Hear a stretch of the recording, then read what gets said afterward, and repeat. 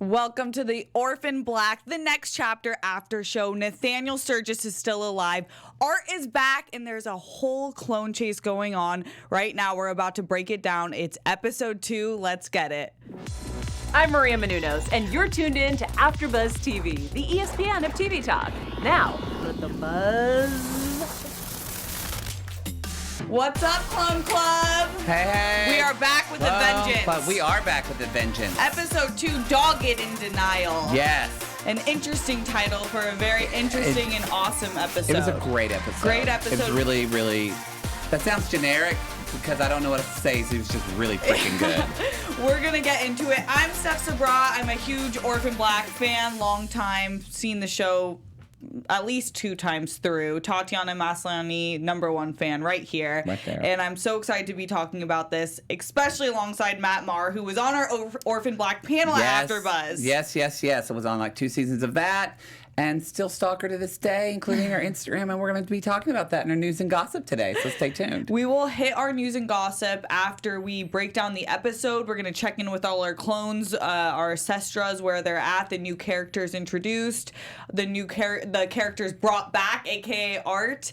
And then we will get into our special segment, Oh, Clone, You Didn't. Oh, Clone, You and Didn't. And that is where we share our OMG moment. So also, if you're watching with us on YouTube, where you can join us in the live chat or listening to us, please let us know what your Oh Clone You Didn't moment is. We love to see that. And yeah, then we'll hit our news and gossip from Matt, and then we'll wrap things up. But I just want to let you guys know, because we got some comments being like, wait, Orphan Black, it's not on TV. How are you guys getting more? Well, I'll tell you how. Cereal Box, our friends, have provided the next chapter for us, literally, and Matt has more information on that. This is an audio podcast, everybody, so it's not on your television screen. But the story continues with the official ebook and audiobook narrated by Emmy Award winner Tatiana Maslany. So you can get the next chapter on Orphan Black by downloading the Cereal Box app or visiting a bit.ly link we will provide in the show notes. New episodes are every Thursday, y'all. Yes. Thursday. And you can also Google Cereal Box Orphan Black, and their website will pop up. Yeah. And this episode was written by Michelle Baker and narrated by Tatiana Maslany. Just want to shout out, awesome episode. And what were your overall thoughts? It was how the show was so fast-paced, and you kind of feel like in a podcast that are you going to lose that kind of just the quickness of it, and you don't at all in this podcast. Like, it still feels I think the first one, the part 1 and 2, it was longer. There were longer kind of scenes because we had to get it and get used to everybody. But now I love that, like, we'll have like just a 2-minute scene with somebody, and then we hear the Orphan Black music and it transitions to somebody else. And I like that. It feels so much just like the television show in my ears. A really good job, the producers and the whole team that are a part of this. That is an awesome part. It's a way that gives you a commercial break without having to hear a commercial. Exactly. And then you're just transported into a new scene, and it's done so seamlessly well. So let's hop in. I love this episode as well. I thought it was great pacing. The antes were up, and there was a bunch of drama that I live for, and that's why I love Orphan Black. Yeah. So Cosima, let's start with Cosima. Sure. She gets a call, and it's Nathaniel Sturgis, and he's not dead. Surprise, girl. Meet me at a bar. Meet me at my happy place. I never want to hear that from a guy. It sounded so... I was like, is this like some stall of a bathroom? Because I'm not doing that. Like, meet you at your happy place. Yeah. What, bro? What? Chill out. Are we just going to be playing Xbox? I don't want to do this, Sturgis. And it is they captured such a funny dynamic between the two characters, because she ends up meeting him, and I don't know why she's being so chill about it and doesn't have any inclination in the beginning that there was a cover-up going on or some sort of messed up situation behind the scenes. She is kind of prodding him and joking that he's the worst at this, like being discreet, but I feel like she should be a little bit more discreet. Yeah. She was just kind of like, hey, Nathaniel, what's up, bro? Let's just smoke a doobie and just chill out. Oh, you're not dead, bro? Yeah, I'm like, Cosima, like, you know how to be discreet. Like, what the heck? Like, you know better, girl. You know better. But I liked how they described him, how like he didn't dye his hair well, and it was like patches. I just saw the Joker, so it kind of reminds. Oh yeah. He had a bad. He had this scene where he was doing his new look. Oh yeah. Obviously to be The way Joker. worse than Way Nathaniel, worse. but Nathaniel brings interesting information into the story where before he thinks that there's a cover up going on and that the blow up was purposeful, and all he can say he knows for sure is that he had reached out to a quote unquote friend earlier on, and I guess he's not his friend, and he had given his secret, which is, or not his secret, his research, which was to eliminate antibiotics is what it would do. It was like biometrics. It was biometric screening. Yeah, you could target people by genetics. I don't know how it would eliminate antibiotics, as y'all. I'm not a scientist. Neither am I. But you could target genetics and make things that would customize phages. Yes. What is that? I don't know what a phage is. Y'all, come at us if you're in the tweets, if you're in Instagram. Let us know what phages are. I assume it's something DNA. I don't know. It sounds kind of homosexual. I just want to go phages. I don't know. I like the word, but I don't know what it means. Oh my God, I like it when you say it. But so that's what we find out, which is really interesting because it's kind of like the Lita situation and the original situation with the clones. What they were trying to do was make it a weapon of war. And in this case, it could become a weapon of war where you could literally target people by genetics and be able to take out groups of people by their genetics, which is frightening. Which is horrifying. And horrifying. That was cool to let us know that, because now we know where the stakes really are. They're already trying to kill redheads, y'all. I'm rare. So you know what? This is real to me. Save Matt's life. Stop this. Stop it. So then we find out that he has the friend who's not really his friend is working with people in a group of people. We suspect these group of people are related to the explosion. And we know now that there's two identifiable clones. One's sick, which is where Charlotte's trying to go. And one is the spy, Vivi. I think, Vivi. And then Dana, I think is her name. Yes, Dana. Dana is the sick clone. Yeah. Yes. On the flip side of things, so it's interesting, Cosima's kind of dipping into going undercover again, which is her back in her own antics, and Delphine goes back into her own antics when she is at the ethics committee. Yeah. And she meets Thibault. Dr. Thibault.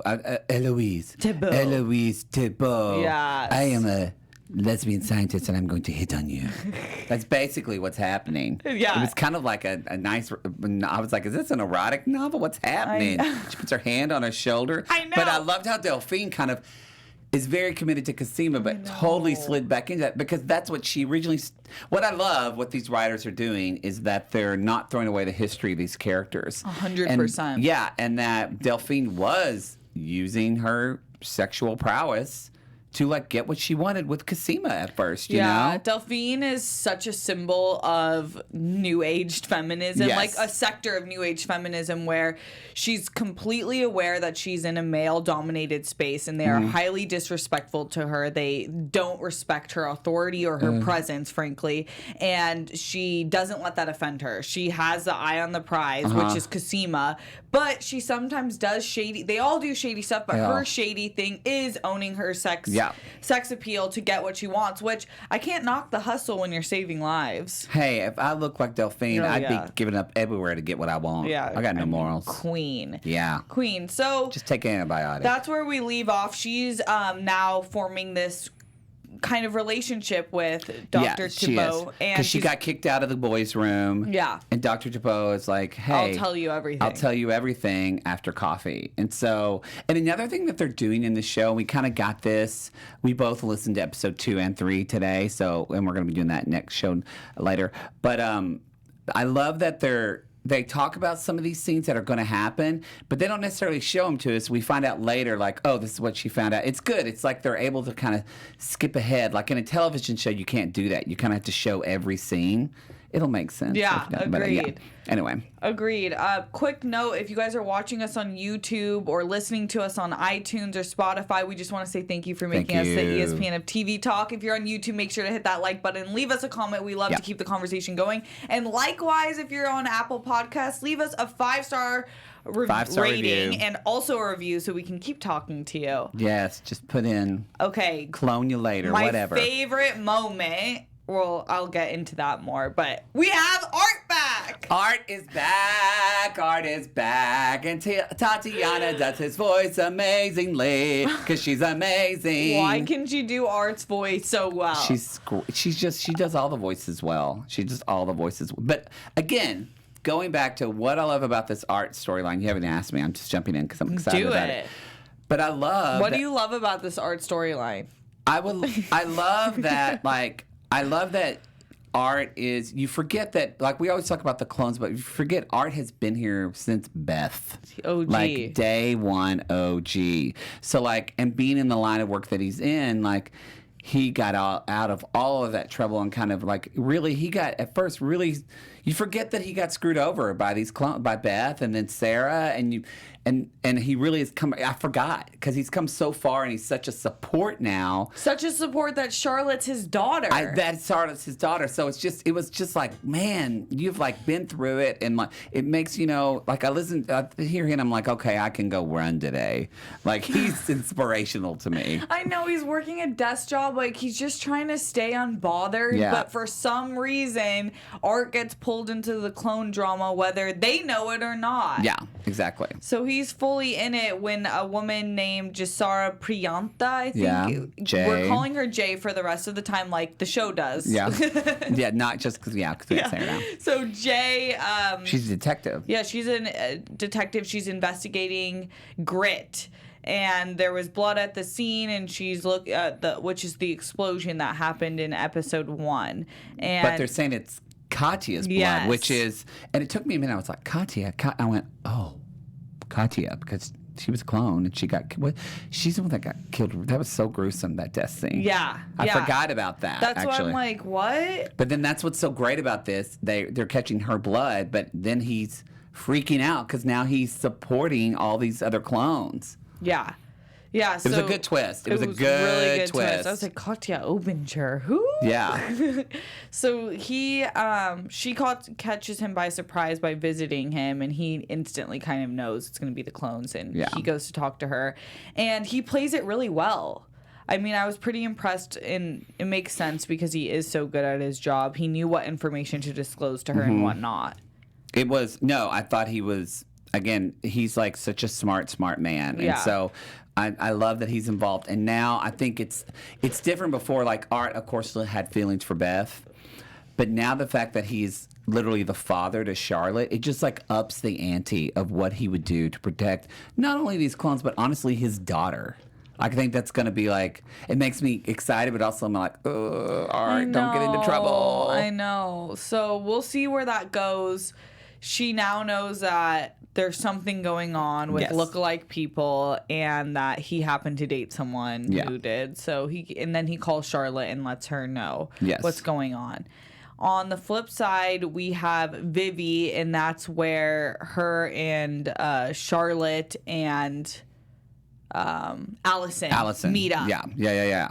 Vivi at first I was like, Bangs Embrace? Who is she talking about? And we don't see in episode 2, we're really kind of just, where she again, I forget when she she's staking out Dr. Well, first of all, we find out she was actually hurt in the blast. And real bad. Because we didn't know if she had died or not. And so she had glass in her leg, and so she's staking out Cosima. But yeah, as soon as they said Bangs, I literally said aloud, I was like, is it Allison? Because I heard minivan and then the Bangs. The most interesting part was the age part, which we still don't really fully know what happened. That one's 20 years younger and one's not the same age either. Well, and also with Vivi, she still has these flashbacks of when she was at her pretend Vivi. Vivi. And when she talked about, she had a memory of playing with looking in the mirror and a clone or whatever, and other who pushed her Bangs back as well. And so I feel like there's going to be more to her than what we're finding out. So I don't know. I think it's just she's not going to be just a normal clone. Her parents are dead. There's drama coming with Vivi. Because we're seeing, like, so you see that Charlotte and Allison are going on a road trip, and we're seeing this kind of might be a good segue in talking a little bit about Kira, but just that. Yeah. Because we're seeing that, I'm wondering, maybe Vivi, like, does she have other special powers? Like, because, we're finding out Kira can heal really easily. Like, big time. Like, she can get hit by a car, and she says she can just walk away. Saw that. So, like, that's, like, opening it up, a whole different level of what powers clone can do. So, like, maybe Kira's the only one with those powers that we know of. Yes, you're right. But you're maybe right. Vivi can, like, she has psychic premonitions, or maybe she can be talking to these clones since she was a kid. You're right. So I don't know. You're right. Anyway, but yeah. So let's talk about Kira briefly. Sure. She's doing the Gene Keep IT internship. There wasn't much of her in episode 2. No, we just find out that she's trying to just research herself. And she meets this woman named M. I'm pretty sure it's Kira. Woo, we got some queer people in here. I love it. I think Kira likes the ladies. Yeah, Kira, yes. You get yours, girl. You get it. Whatever. I'm here for anything that makes Kira less teen angsty. Let's go. Let's do it. Let's emo. And yes, I just want to say, Kira. They said this a couple times. The founder is Dr. Parker Bai. I just feel like that's a name for us to know. I feel like that's gonna. Yes, I agree. I agree. I think the whole place. There's no coincidences in Orphan Black. None. Everything's connected. We just need to know how this internship will be. How? That's what we need to know. That's all we need to know. That's all we need to know. Okay, let's circle back. So now we have the clone hunt happening because Charlotte is the greatest. They're all, what I love about all the clones is they just really want to like help their sestress. They do. And that's why family is greater than whatever science experiment or blood or bond you have. The family's different. It describes itself. So she wants to save Dana. Yep. And she's with Allison, the chaperone, and they head to the airport, and that's when chaos ensues. Yeah, but it's cool in that, like, Charlotte's totally, like, lying to Art, and he calls her, and he's like, Charlotte, don't come home. She was like, easy. Wasn't planning on it popping. She didn't know how to tell him. So, I love that. Like, well, so I think the big thing that we find out, too, at the airport, Charlotte and Allison are like, what is taking so long? And they found out they're doing genetic testing at the airport. DNA testing at the airport. Like, it's already starting to happen. Yeah. And so they're like, what the heck? Because they've got to get to Boston to get to Dana. And so it was really just kind of, I was like, dang, that was quick. That something's already. So obviously whoever's behind all this, it's got to be either governmental, somebody big, somebody with money, because it is moving quickly. But yeah, when they ran in, I was like, a redheaded clone, because I forget that Vivi is red hair with curly hair. And so it took me a hot minute. And then I was like, oh, it was like, this is what I love, is that the last we left Vivi, she was following them in the car to the airport. But then they kind of let us forget about Vivi's storyline, and we got all into Charlotte and Allison. I forgot about Vivi, and then all of a sudden it's like they run into her. I was like, oh yeah, because Vivi went to the airport. So I just enjoyed that. Let's get into our special segment, because that just made me, ready? This is our special, clone, you did it! Okay. So basically, you just said my clone, you didn't. When I put the pieces, because I forgot, they did such. No, don't apologize. It was such a crazy way that they did it, because it's like after I realized that she was chasing Allison and Charlotte, and that was Vivi, I was like, oh, I should have known that, but while it was happening, I didn't realize. Didn't realize it. Yeah, and I love Allison. You got to give it to Allison, which is like, oh, my sister stole my ID. Can't you just see her clutch her pearls and say it?